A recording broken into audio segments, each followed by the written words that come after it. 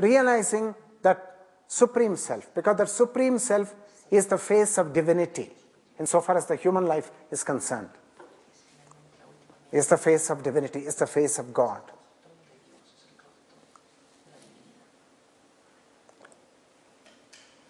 So, jnana is the knowingness. Atma is the over-self, the over-soul. Jnana is what in English we say gnosis, understanding, realization. And yajna is the process of this inquiry, process of this understanding. And that understanding is a path where you got to constantly negate yourself. So it's the path of self-abnegation. At every point, put away the little self. Not me, but the divine. Not me, but the divine. And the divine is unknown. That's the song on the road of this journey. Not me, but the divine. There is the me, yes, with all the thoughts and the feelings and the pain and so on. And then there is the divine, seemingly unapproachable, not able to bring it into the field of the known at all. And so Atmajnana Yajna, and that Yajna is the self-sacrifice that is necessary in order to know the divine in a very different way. It's not like knowing a cat or a giraffe. Because the cat and the giraffe, they are sensory objects. The objects which our eyes can see, the sounds which our ears can hear. God is not a sensory object. So we cannot know this ultimate reality or God as we know a cat, as we know a giraffe, as we know the face of another human being, be that of a friend or be that of an enemy. It's not like that. It's very, very subtle. And that's part of the difficulty in the spiritual life, because it's so subtle. And we are going to walk on that road of understanding. And we have got to be extremely sincere, which I am absolutely sure every one of you is extremely sincere. And I still don't know how to express my gratitude to you for giving me your hearts these 2 days. So Atmajnana Yajna is the path of self-sacrifice which is necessary in order to realize the Atma, which is the face of the divine within us. Face of the divine within us. And that's not an object, please. It's not an object. It's not the idol in a temple. It's not Jesus Christ on the cross. It is not the Vigraha of Vishnu or Shiva. But the Vigraha of Vishnu and Shiva and Jesus Christ on the altar, they are pointers to the supernal reality. They are pointers. They have to lead us from darkness to light, from death to immortality. That's the journey. They're pointers. So we have got to begin with the pointers and listen to the teachings and then apply it to our life and then keep walking on that road to see if a new understanding dawns in us, flowers in us, so that our pain just vanishes. So we begin now.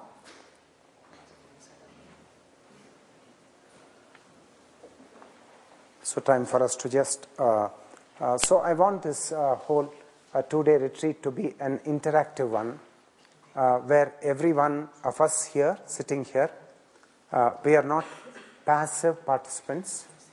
We are actively journeying as pilgrims on a pilgrimage.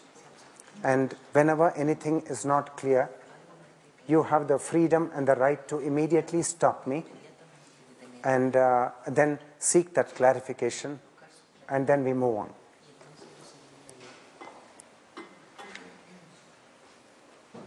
So what is the goal we are seeking?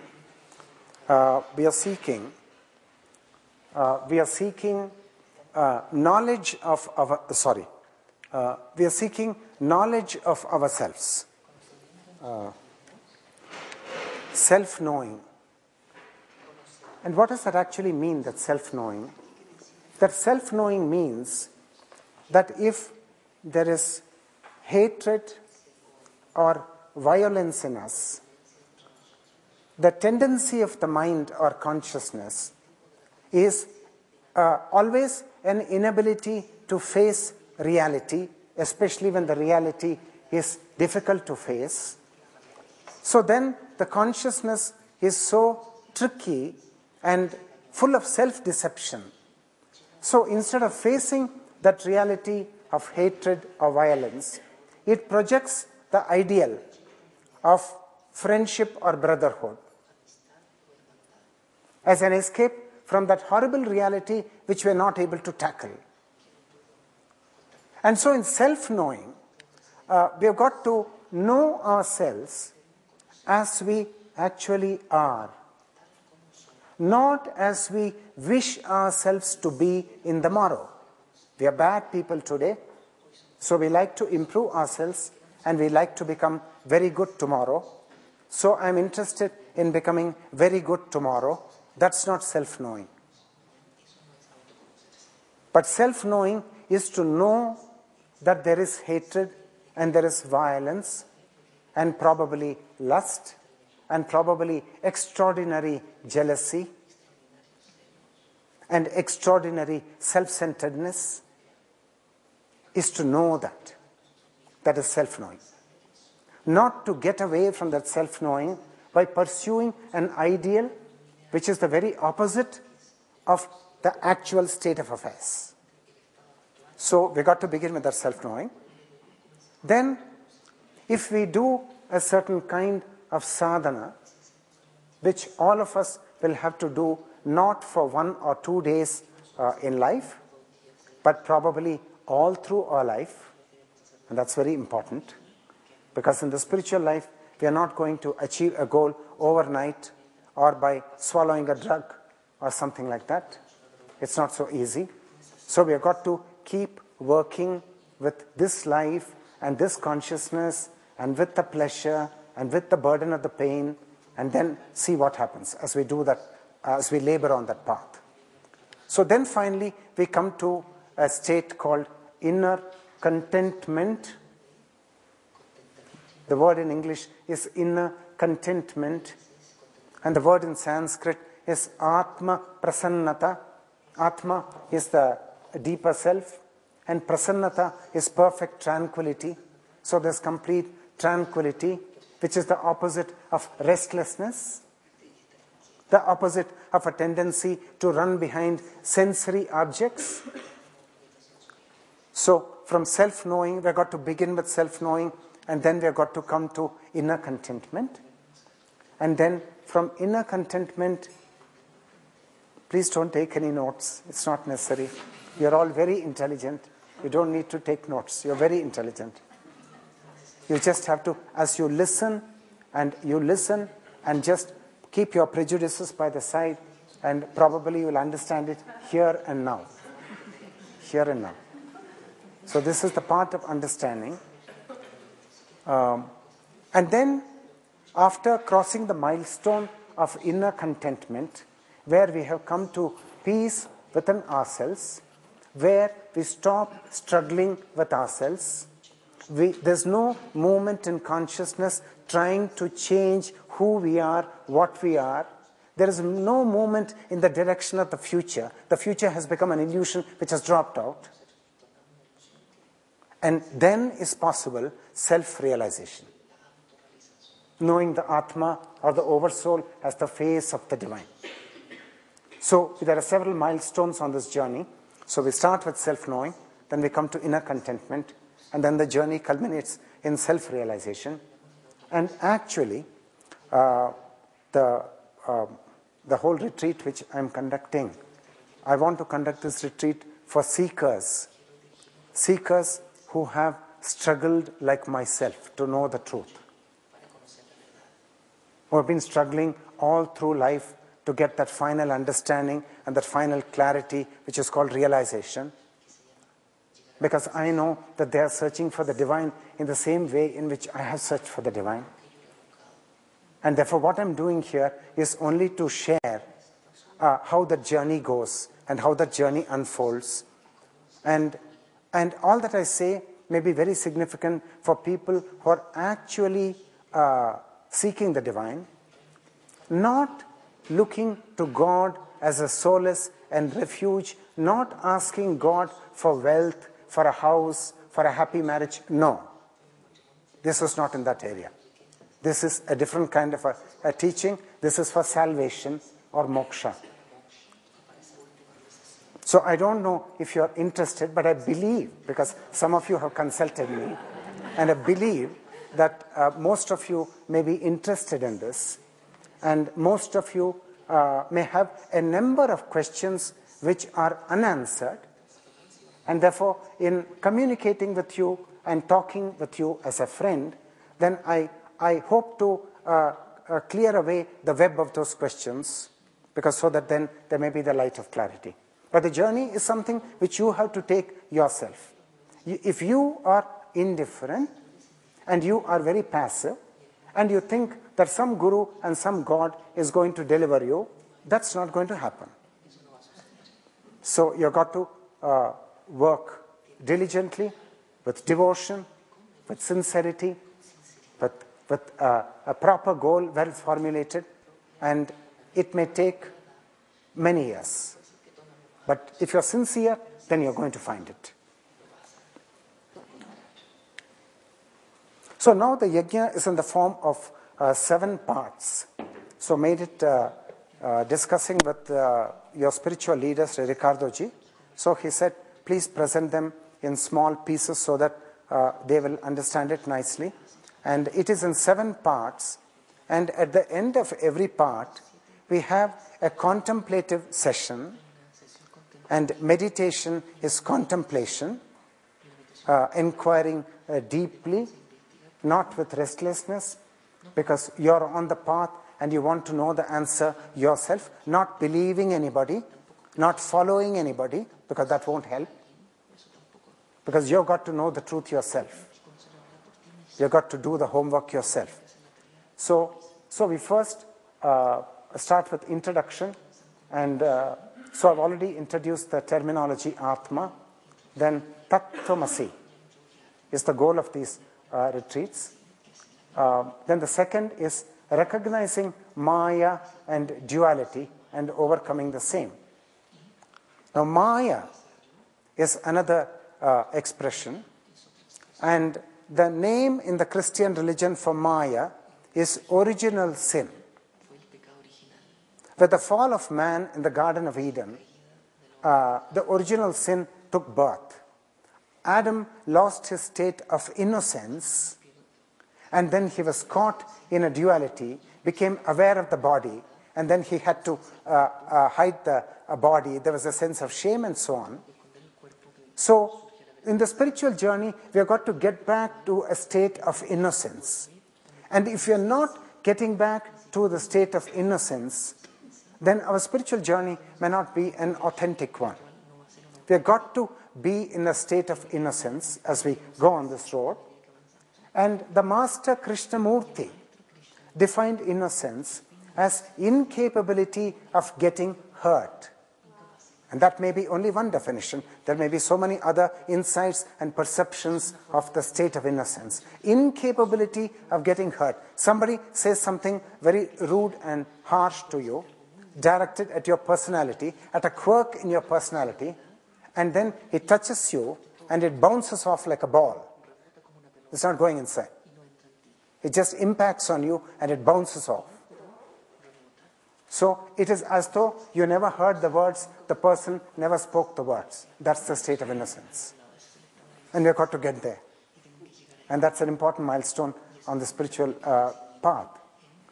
And so Maya is original sin, and Maya is duality, whereby the feeling that we are the body and we are this individual consciousness with these peculiar individual experiences and thoughts and feelings, we think that is us.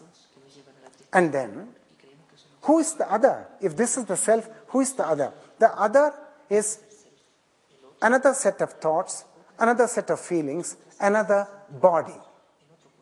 So we are in a dualistic world where we see ourselves as the body and the consciousness, and we see others as their bodies and their consciousness, and this is Maya. But this is very real, because the world is based on this Maya. The nations are based on this Maya. Politics and economics is based on this Maya. The whole of science is based on this Maya. And Tattvamasi. Tat means that. So whatever you point out, I point out a chair and ask if this is the divine. And then the answer is, yes, this is probably a manifestation of the divine, but the divine is not this. Then I point a lovely mountain, the mountains in Mexico. As we are flying down, we saw the beautiful green-colored mountains clad with forests. And then you ask, are the mountains God? Is the mountains divinity? Then we get the answer that the mountains are manifestation of God, and God is not this, is something else. So every time you ask for something, then immediately you will get back the answer that God is not this, but He is something else. And therefore that something else is referred to in Sanskrit as Tat. And the English word is that. So God is not this, not anything which the senses can perceive and hold on to. None of that. Then what is He? Then He is Tat. He is the supernal reality, which has to be grasped in a very, very subtle way, in deep meditation, by those seekers for whom the quest for that ultimate reality has become a burning question, is for them to find. Tvam is you. Asi means are. Tattvamasi means you are the divinity, actually. But the divinity is covered over by a layer of moss or by a layer of illusion which the senses are creating, the sense of seeing, the sense of hearing, and the sense of taste and memory. They all conspire together. The senses and the way thought is working, they conspire together and put a veil in front of us so that God is veiled, God is invisible. We are not able to find Him. But actually, we are one with the supreme reality, one with the ultimate reality. But there is a barrier which gives the conviction, which gives the feeling that no, we are this. No, we are this. The consciousness, our thoughts, our feelings. And that force which makes us say that we are the body and we are the consciousness, that force is Maya. And we've got to understand that force if we are to work on the spiritual path. We've got to understand that. We've got to perceive it. We've got to know it. And we've got to see how it's actually working in our life.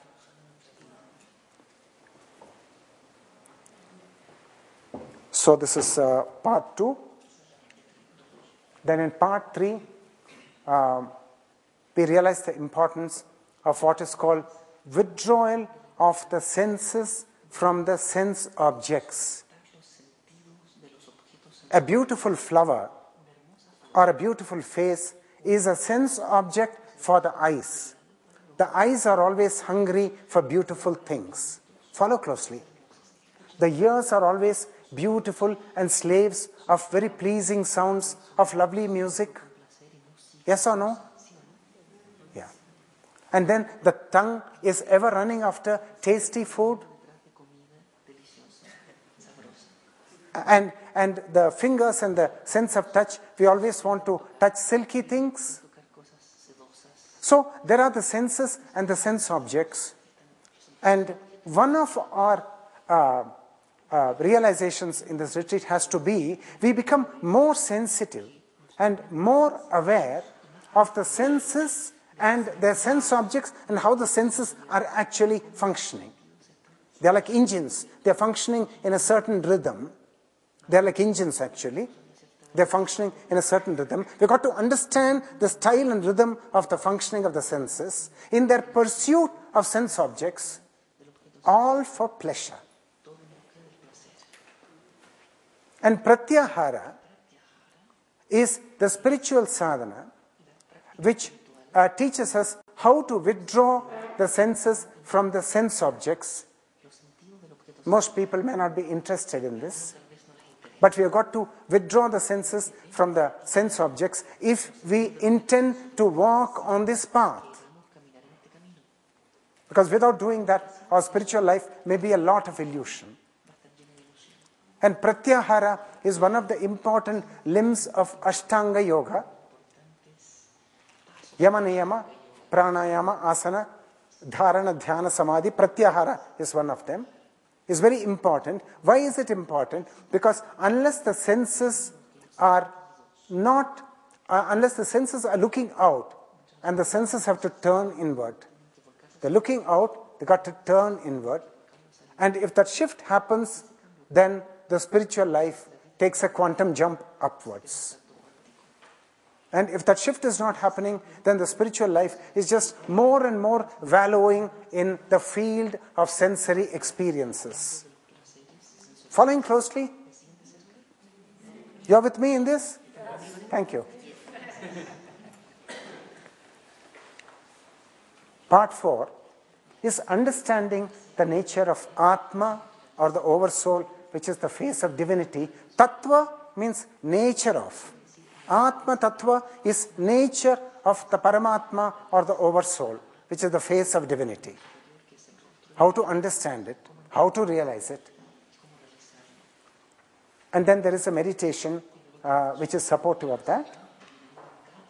And then the understanding should not be of a fickle nature. We get the understanding in the morning, and then by evening, the understanding is not functional anymore. It's come like a wind through one window, it's gone through another window. We don't want that kind of an understanding. We want that understanding to consolidate itself and become a realization, because that's the only understanding that is worth the name. And therefore, there has to be a kind of consolidation or perfection in the understanding of Atma Tattva, so that no religious teacher, no religion, no scripture from any part of the world can convince you to the contrary. That will be the nature of the conviction you have, because it's a realization. You don't go and attend a talk somewhere, and then the speaker is saying something, and immediately you lose your conviction. Then the conviction is very shallow, it's very fickle. We don't want that kind of a conviction. Therefore, we've got to consolidate that understanding and make it stable, make it solid. And only we can do it. And if we are not interested in doing it, God is not going to do it for us. Bad news for everybody.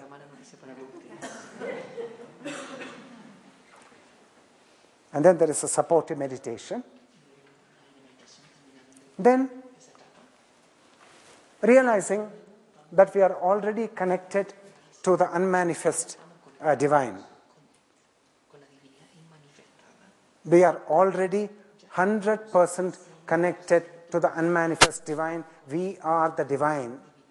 But there is a veil of illusion which has blinded us to this truth, and which is telling us through the senses and through the manner in which thought is functioning that no, we are only these limited beings.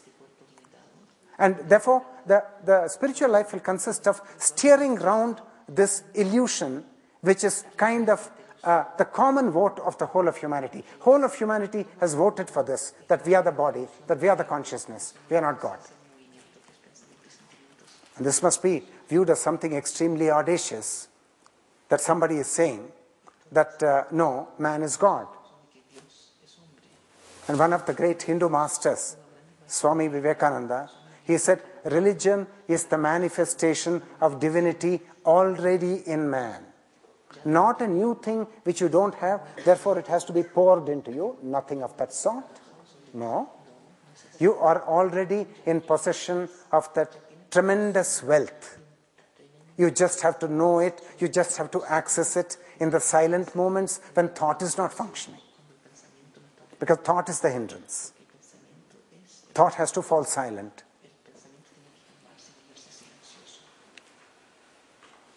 Then we just sum up and we say what work has to be done beyond when you go back to your homes, how you pursue this sadhana. And so now we are in the first part. And if we look at our life, then we find that we all need three kinds